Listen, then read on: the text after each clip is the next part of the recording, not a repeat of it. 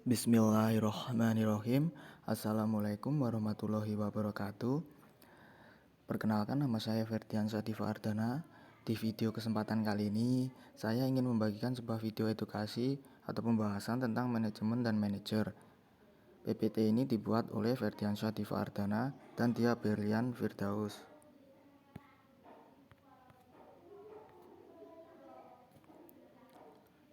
Langsung masuk saja ke pendahuluan. Secara umum, manajer berarti setiap orang yang mempunyai tanggung jawab atas bawahan dan sumber daya organisasi lainnya. Manajer dapat diklarifikasi dengan dua cara, menurut tingkatan mereka dalam organisasi, rendah, menengah, dan tinggi. Dan kegiatan-kegiatan organisasi untuk mana mereka bertanggung jawab, manajer umum dan fungsional tingkatan manajer. 1. Tingkatan manajemen. Tingkatan manajemen dalam organisasi akan membagi manajer menjadi 3 golongan yang berbeda. 1. Manajer lini. Pertama, tingkatan paling rendah dalam suatu organisasi yang memimpin dan mengawasi tenaga operasional disebut manajemen lini atau garis pertama, first line atau first level. Para manajer ini sering disebut dengan kepala atau pemimpin, mandor, foreman, dan penyelia, supervisor. Kedua, manajer menengah. Manajemen menengah dapat meliputi beberapa tingkatan dalam satu organisasi. Para manajer menengah membawahi dan mengarahkan kegiatan-kegiatan para manajer lainnya dan kadang-kadang juga karyawan operasional. Ketiga, manajer puncak. Klasifikasi manajer tertinggi ini terdiri dari 3 kelompok kecil eksekutif. Manajemen puncak bertanggung jawab atas keseluruhan manajemen organisasi. Sebutan khas manajer puncak adalah direktur presiden, kepala divisi, wakil presiden, senior, dan sebagainya. Perbedaan tingkatan manajemen akan membedakan pula fungsi-fungsi manajemen yang dilaksanakan. Next, kedua, fungsi manajemen. Ada 2 fungsi utama manajemen.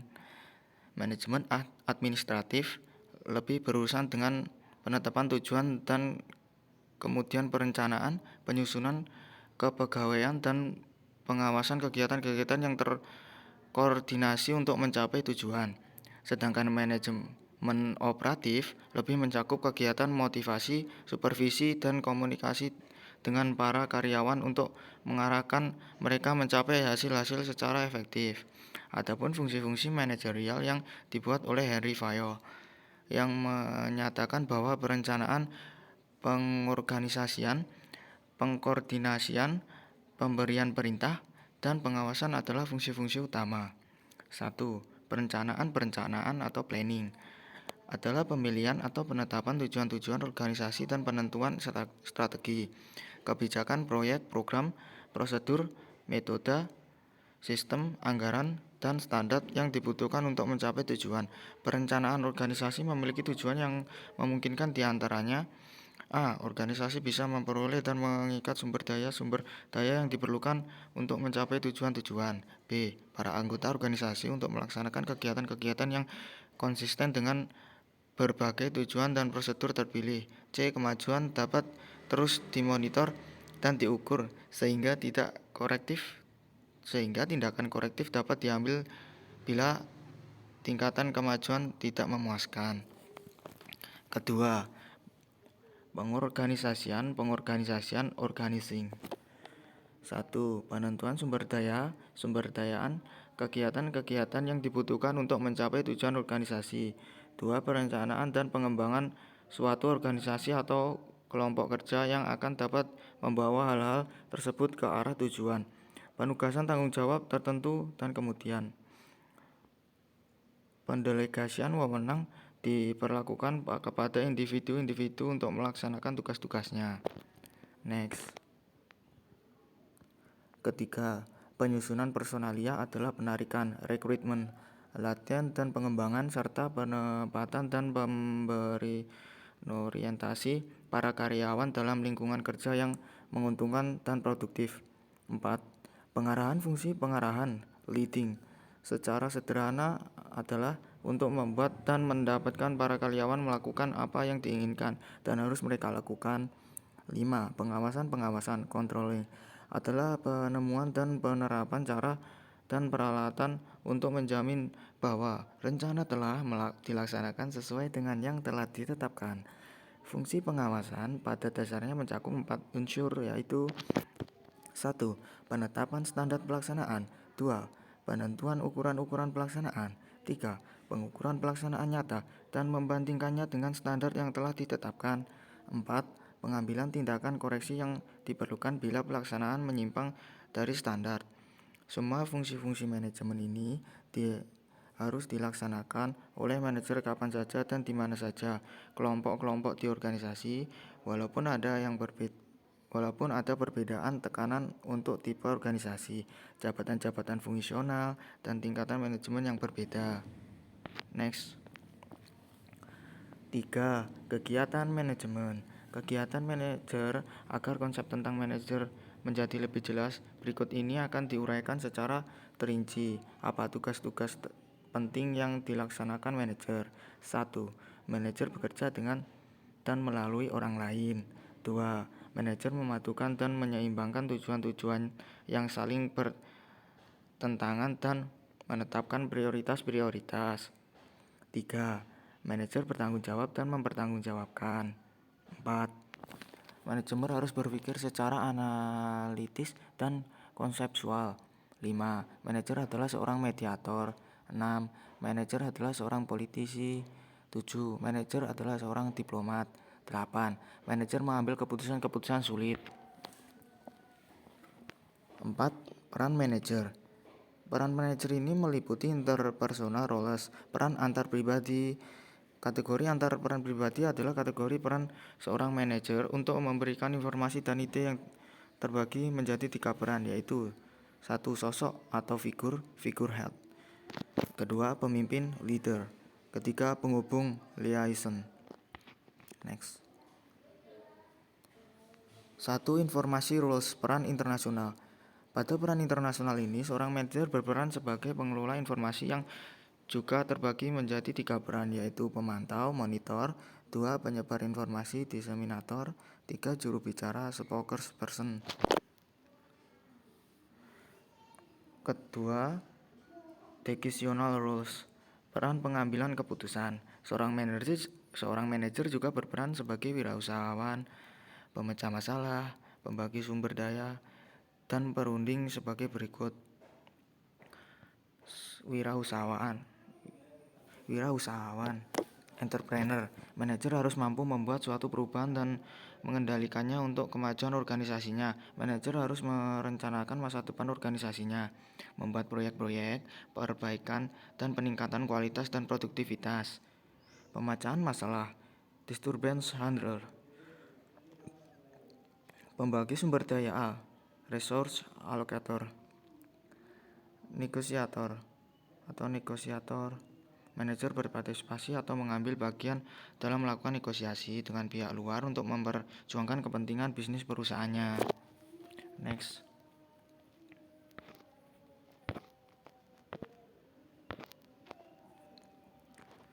5. Keterampilan manajerial. 1. Kecerdasan emosi. Seperti yang sudah kita sadari, seorang pengusaha tentunya akan menghadapi berbagai sifat manusia lainnya, baik sebagai rekan maupun konsumen pada bisnisnya. Sehingga sebagai seorang pengusaha yang baik, maka Anda dituntut untuk mempunyai manajemen emosi yang baik pula dan bisa selalu berkepala dingin ketika menghadapi berbagai karakter manusia yang unik, sehingga reputasi bisnis bisa terus terjaga. 2. Mampu mengelola SDM. Salah satu aset yang baik dalam berbisnis adalah SDM. Dengan mempunyai keterampilan manajerial yang baik dalam hal mengelola SDM, maka bisnis Anda akan berjalan secara sistematis, terorganisir, dan rapi, sehingga seluruh proses kerja akan berjalan lebih terarah dan mampu mempunyai target tujuan yang sudah ditentukan. 3. Mempunyai strategi manajemen. Seorang pengusaha yang baik merupakan pengusaha yang mampu menuangkan cita-cita bisnisnya dalam ide yang mampu direalisasikan melalui berbagai perencanaan strategi manajemen yang efektif dan efisien. Dengan memiliki strategi manajemen yang baik, seorang pengusaha mampu mengelola manajemen bisnis perusahaannya secara lebih mudah. Next.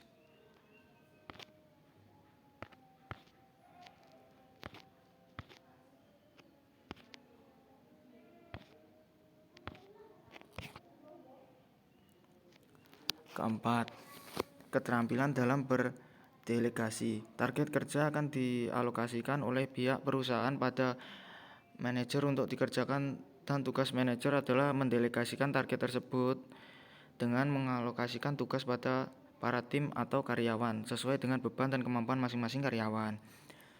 5. Keterampilan teknik. Keterampilan manajerial teknik di sini akan melibatkan seluruh keterampilan yang berhubungan dengan hal teknis seperti pengoperasian komputer, membuat kode program, mesin operasional, perangkat lunak, alat produksi, dan berbagai peralatan lainnya. 6. Keterampilan manajerial dan konseptual.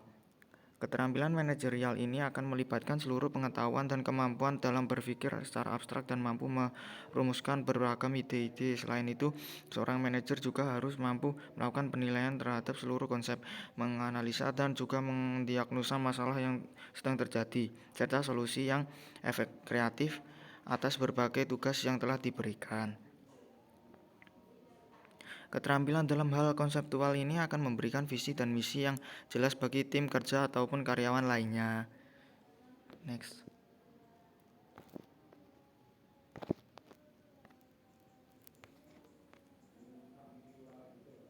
7. Mempunyai jiwa pemimpin. Pemimpin yang baik adalah pemimpin yang harus mampu menginspirasi dan mampu memberikan dorongan yang positif pada tim kerjanya. Mereka juga harus bersedia secara langsung untuk terlibat dan bertanggung jawab dalam memecahkan masalah serta lebih berani dalam mengambil resiko yang akan terjadi. 8. Mampu mengelola waktu dengan baik. Seorang pemimpin dalam suatu bisnis atau perusahaan pastinya mempunyai berbagai macam tugas dan kesibukan yang sangat banyak. Oleh karena itu, para pemimpin perusahaan harus mampu mengelola waktunya secara baik, mulai dari mengerjakan berbagai tugas berdasarkan skala prioritas yang ada, atau mampu bersikap disiplin dengan jadwal yang sebelumnya telah ditetapkan baik dalam jangka waktu panjang maupun dalam jangka waktu pendek. Kesembilan, keterampilan manajerial yang komunikatif. Komunikatif adalah kemampuan bagi seorang untuk menggunakan bahasa yang mampu diterima oleh banyak orang secara baik. Oleh karena itu, seorang pemimpin usaha yang baik adalah mereka yang mampu berkomunikasi secara baik pada para staf ataupun rekan kerja lainnya, sehingga pemimpin tersebut mampu memberi arahan dan arahan tersebut mampu dicerna dengan baik oleh para karyawannya. Next. 10. Keterampilan manajerial yang inovatif. Suatu inovasi akan menegaskan pada para klien dan konsumen bahwa bisnis Anda tidak berjalan stagnan maupun pasif. Dengan mempunyai daya kreativitas yang tinggi dalam mengelola inovasi pada produk atau jasa, maka seorang pemimpin bisnis akan membuat produk atau jasanya menjadi terlihat lebih unik dan kompetitif. 11. Mampu melakukan strategi pemasaran yang jitu. Setiap usaha akan selalu terkait dengan penjualan.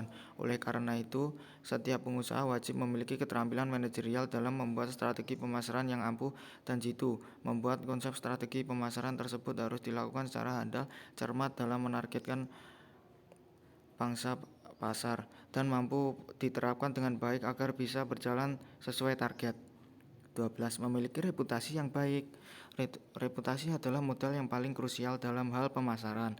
Dengan adanya citra perusahaan yang baik, maka reputasi perusahaan akan meningkat dan kepercayaan konsumen pada produk atau jasa yang digunakan dari perusahaan Anda juga akan meningkat. Untuk itu, seorang pengusaha haruslah mempunyai reputasi yang baik, karena pengusaha yang baik akan memberikan pengaruh pada reputasi brand perusahaannya. Next. 13. Keterampilan manajerial dalam mengelola keuangan dengan baik. Keterampilan mengelola uang merupakan keterampilan manajerial penting yang harus dimiliki oleh para pengusaha agar mampu membuat perencanaan keuangan yang matang dalam hal mengelola modal usaha ataupun pencapaian laba. Selain mampu menggunakan keuangan secara tepat sasaran, kemampuan pengusaha dalam melakukan penyusunan laporan keuangan juga menjadi salah satu indikator keterampilan manajerial dalam pengelolaan keuangan. 14. Keterampilan manajerial dalam memotivasi. Memotivasi rekan atau tim kerja merupakan keterampilan manajerial berikutnya yang harus Anda miliki. Anda harus mampu memberikan motivasi yang kuat pada tim kerja agar mereka bisa bekerja dengan baik dan maksimal. Berikanlah dorongan semangat agar mereka mampu menyelesaikan tugas dengan cepat dan baik. Anda juga bisa memberikan hadiah bagi mereka yang berprestasi sebagai ajang motivasi tim kerja. Selain itu, Anda juga tetap harus memberikan contoh yang baik bagi tim kerja atau karyawan Anda ketika sedang bekerja. 15. Keterampilan manajerial dalam membuat keputusan. Setiap manajer akan dituntut untuk membuat banyak keputusan, baik itu secara langsung maupun tidak langsung. Membuat keputusan adalah kunci penting dalam mencapai kesuksesan bisnis. Membuat keputusan yang baik akan membuat citra perusahaan menjadi baik, sehingga akan membantu kesuksesan tim dan meningkatkan keberhasilan perusahaan. Sebaliknya, membuat keputusan yang keliru akan membuat citra perusahaan memburuk. 16. Ketangkasan dalam hal mengolah data. Keterampilan manajerial selanjutnya adalah ketangkasan dalam hal mengelola data. Saat ini banyak manajer yang mengolah datanya berdasarkan keterampilan manual yang diperoleh dari pengalaman masa lalu. Mengelola data juga merupakan suatu hal yang sangat menantang karena mampu melibatkan kualitas, keseimbangan, keakuratan, dan kelengkapan data. Ya, sekian, terima kasih, itu saja yang dapat saya sampaikan. Apabila ada tutur kata yang kurang berkenan atau kurang lebihnya, saya mohon maaf untuk sebanyak-banyaknya. Akhirul kalam, wabillahi taufik walhidayah, waridho wal inayah. Wassalamualaikum warahmatullahi wabarakatuh.